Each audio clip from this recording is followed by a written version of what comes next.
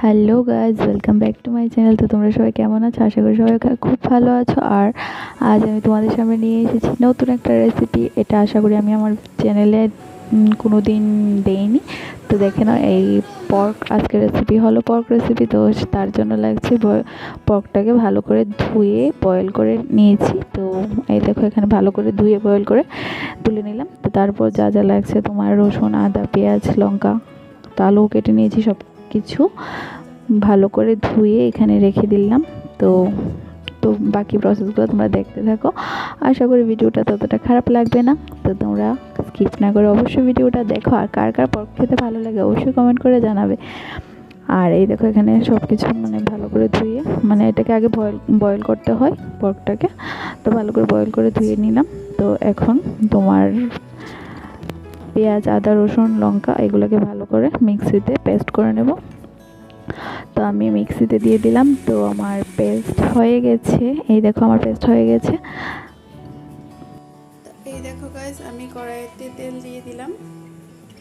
তো খুবই অল্প পরিমাণ তেল ইউজ করছি আমি।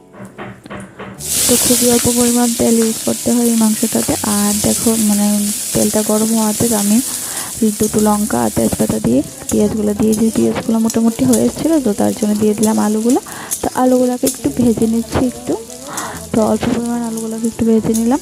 তো ভেজে তার মধ্যেই আবার অ্যাড করে দিচ্ছি আমি যা যা আমি মিশ্রণ তৈরি করে রেখেছিলাম, আদা, রসুন, পেঁয়াজ, এগুলোর মিশ্রণটা আমি দিয়ে দিচ্ছি। তো মিশ্রণের সাথে আর যা যা লাগছে আর কি আমাদের, যে হলুদ গুঁড়ো, যতটা পরিমাণ মতো হলুদ গুঁড়ো দিলাম। তারপর দিয়ে দেব তোমার ধনে গুঁড়ো। এই দেখো, ধনে গুঁড়ো দিয়ে দিচ্ছি। তো আমার ছোটো চামচ, তো তার জন্য 2 চামচ দিয়েছি। তো আর লাগছে তোমার জিরে গুঁড়ো, মাংসতে যা যা লাগে সব কিছু অ্যাড করছিলাম। সেটা তোমরা জানি, তারপর আমি বলছি। তো স্বাদ মতো নুন, তো সেটা দিয়ে একটু নেড়ে চেড়ে মিক্স করে নিচ্ছি। তো সেটা দিয়ে একটু নেড়ে চেড়ে মিক্সড করে নেব। তো ভালো করে একটু মেশানো হয়ে গেলে তারপর তোমার দিয়ে দেবো তোমার বয়েল করে রাখা এখানটায় মাংসগুলো।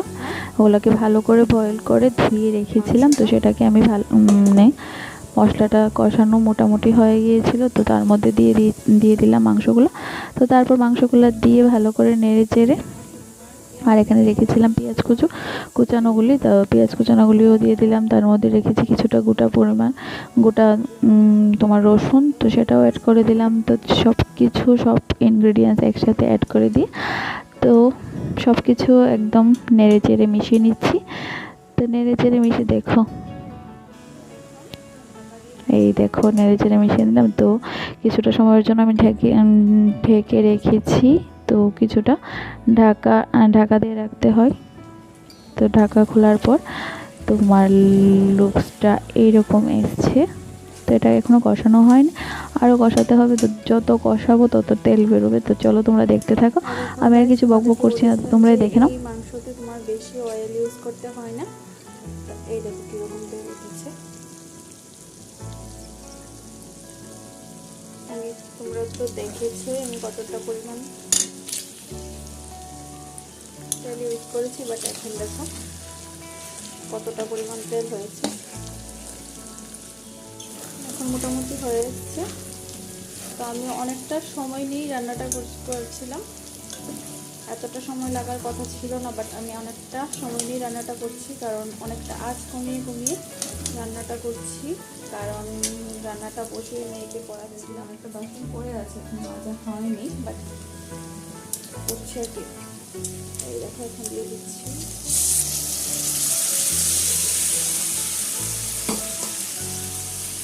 রাখছি তো, যাও গিয়ে পড়ো।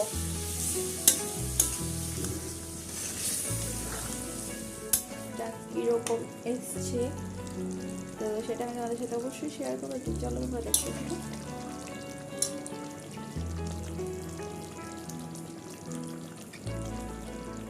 খাতার 3 নম্বর কোশ্চেন। এখানে গরম মশলাটা অ্যাড করে দিলাম।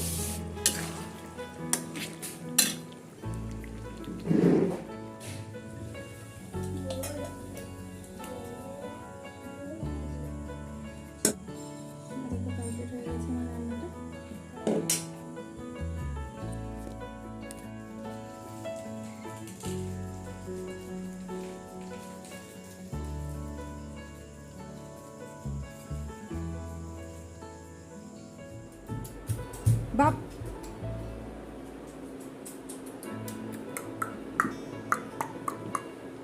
দারুণ।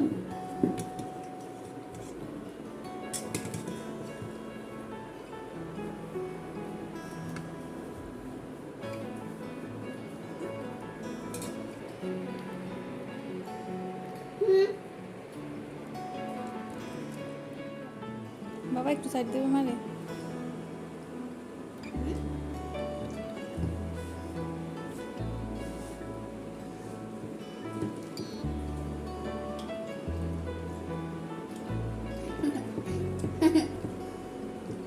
আমি খাবো না,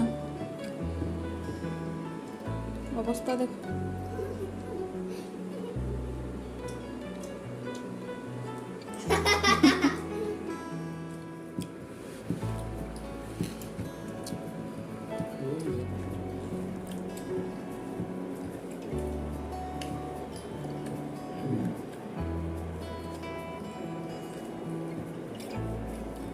ঝালটা একটু লাগলো না?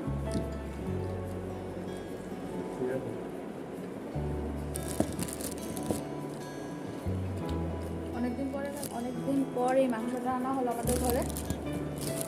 তো কারা কারা এই মাংসটা খেতে ভালোবাসো অবশ্যই আমাকে কমেন্ট করে জানাতে ভুলবে না। আর যারা খেতে ভালোবাসো না অবশ্যই ভিডিওটা ইগনোর করে দিও, যাদের ভালো লাগে না আর কি এই মাংসটা। অনেকেই খাও না, পর কে কে ভালোবাসো অবশ্যই কমেন্ট করে জানাতে ভুলবে না। তো ঠিক আছে, আমরা খেয়ে নিই। তো আজকের এই রেসিপি সহকারে খাওয়া দাওয়া তোমাদের সাথে শেয়ার করছি। কীরকম লাগছে ভিডিওটা অবশ্যই কমেন্টে জানাতে ভুলবে না। তো ঠিক আছে, tata, bye bye, good night.